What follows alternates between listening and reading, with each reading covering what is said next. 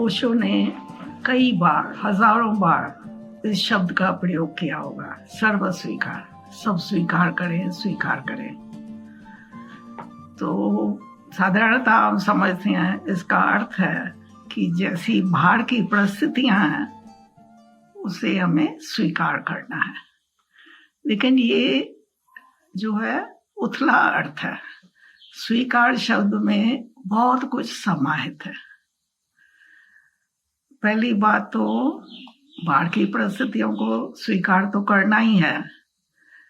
ये एक अद्भुत ध्यान का एक प्रयोग है। जैसे ही हम बाहर सब स्वीकार करते हैं तो हमारा मन शांत होने लगता है, आसानी से रिलैक्स होने लगता है।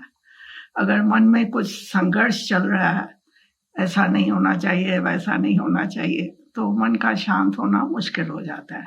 तो ये ध्यान का सूत्र है कि स्वीकार करो, और स्वीकार से आपका मन आसानी से शांत होने लगेगा।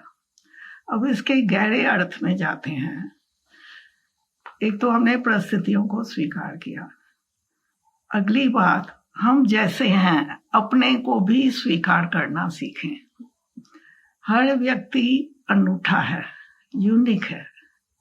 अक्सर मन की आदत है दूसरों से तुलना करने की, और उसका परिणाम ये होता है कि या हम अपने को इंफीरियर मानते हैं या सुपीरियर मानते हैं। कभी कभी लगता है कि मैं जैसा हूं ठीक नहीं हूं। तो इस तरह के भाव जो हैं ये अस्वीकार से पैदा होते हैं। तो मैं जैसा हूं, जो हूं, मुझे परमात्मा ने ऐसा बनाया है।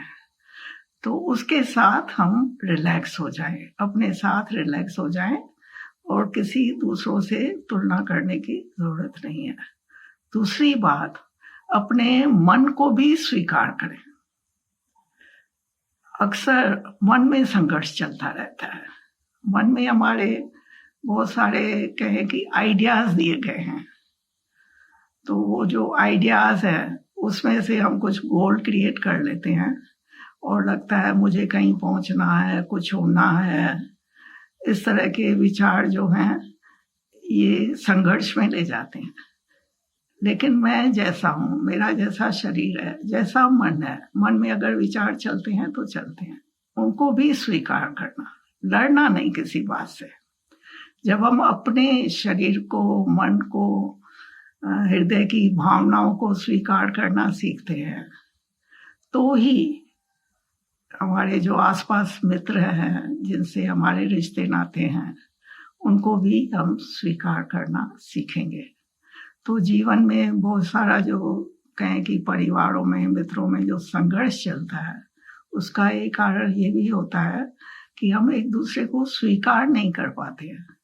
एक दूसरे पर हम आइडियाज थोपते हैं कि तुझे ऐसा होना चाहिए, वैसा होना चाहिए, तू जैसा है तू ठीक नहीं है। तो अगला भी यही सोचता है कि मैं तो ठीक हूं, तू ठीक नहीं है। तो इससे वाद विवाद और अकारण प्रॉब्लम्स क्रिएट हो जाते हैं। तो ओशो का ये जो स्वीकार शब्द है, इसकी गहराई में जाएं और अपने को स्वीकार करना सीखें, और साथ साथ दूसरे जैसे भी हैं उनको भी स्वीकार करना। नहीं तो हम सबके भीतर ऐसा कहें कि एक जज बैठा हुआ है, पूरा समय सबकी जजमेंट करता रहता है, एनालिसिस करता रहता है।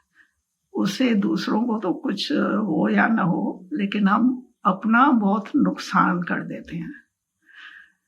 ध्यान से जैसे हमारी वैल्यूज चेंज होती हैं, तो मेन वैल्यू जो है वो ये होनी चाहिए कि बड़ी मुश्किल से तो मन शांत होता है, उसकी हम वैल्यू करें कि मैं किसी भी छोटे मोटे कारण के कारण अपने को अशांत तो नहीं कर रहा हूं।